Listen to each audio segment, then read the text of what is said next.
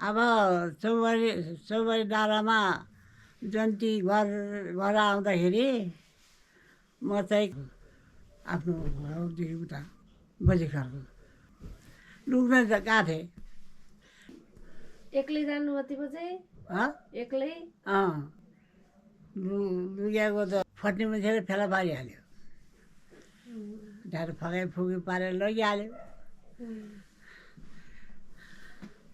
त्यहाँबाट अब जन्ती भटेर गरेँ, खाएँ पिएँ। अनि पछि चाहिँ के भयो, लडाइँ पऱ्यो। किन नि? दाइले भन्ने भयो म बहिनीलाई चिन्न, उनीहरूले भने भयो ले भन्ने भयो। त्यसले गर्दा गर्दा माइतीको र कुटुम्बको झगडा परेर अनि हानाहान भयो, दाँत फुकालिदिए। कसको? जेठो भाग, मेरो जेठो भागको माइतीको दाँत फुकालिदिए। अनि ससुरालाई हुत्ताएर उहाँ मलखाडा फालिदियो। के गर्यो, आफू केही नजान्ने भयो। उनीहरू आफू लडे, आफू मिले, फेरि मलाई बिहा गरिदियो। त्यही दिनै लैजानुभयो त बाजेले? त्यही दिनै त लग्यो लग्नु त। त्यही दिन झगडा भयो, त्यही दिन घर लैजानु भयो? गरेन, यो रात भोलिपल्ट बिहान 12 बजे।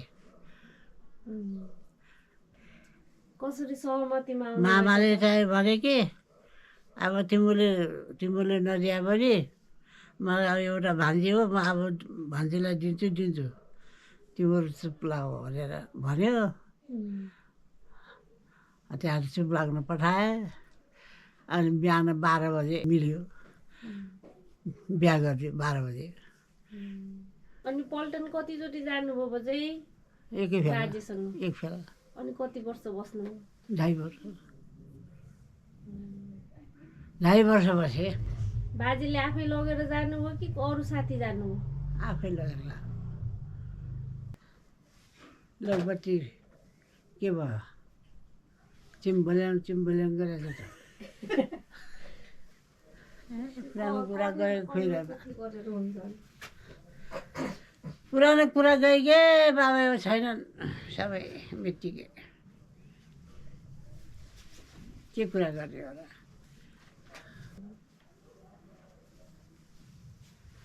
पहिलाको कुरा याद आएर भन्ने हो कि